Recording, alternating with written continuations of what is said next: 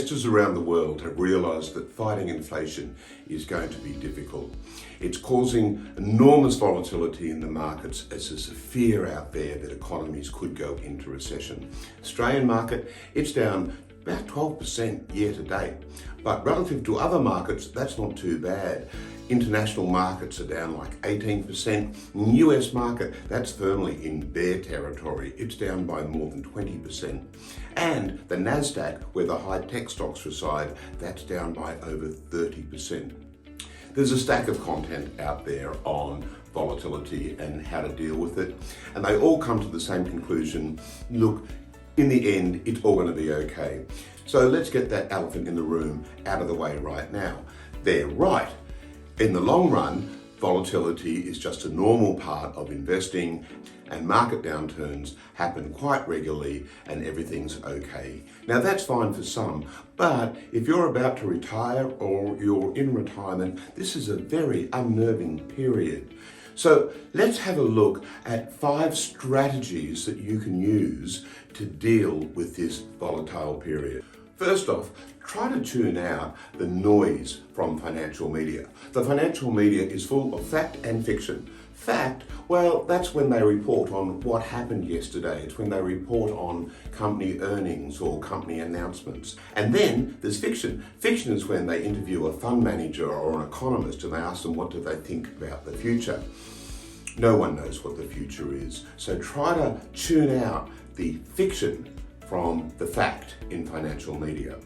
Secondly, timing markets is very hazardous to your future wealth. Now, everyone knows this, but nonetheless, people can't help but think, maybe I should get into cash. If you're thinking now you should be into cash, it's way too late. Going into cash would have happened way back in December 2021. Timing markets means you've got to know when to get out at the top of the cycle and when to get back in at the bottom of the cycle. No one knows how to do. Warren Buffett has said, I don't know how to time markets and I don't know anyone who does. The third point is, it's important to realize that for every seller, there's a buyer. In other words, even in a market downturn, there's someone on the other side of the trade thinking, I think that this stock is now at a fair price and I'm going to buy it. Typically, they're the long-term investors. Number 4, diversification is crucial. Now, you do hear that in market downturns, people will say diversification is dead because everything's going down.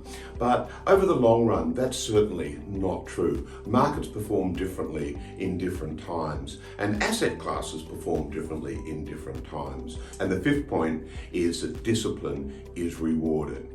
We know it's difficult just to look at the markets fall and not do anything, but by staying disciplined, sticking with your plan, we'll see you enjoy those long-term returns that are coming. Look, market volatility is a very unnerving period, particularly if you're approaching retirement or in retirement. But remember these 3 things. Number 1, market corrections are not uncommon. They happen all the time. Number 2, they don't tend to last very long. And number 3, markets recover fully from market corrections, typically within 1 to 3 years. As always, a financial advisor can help you put in place a plan to reach your long-term goals.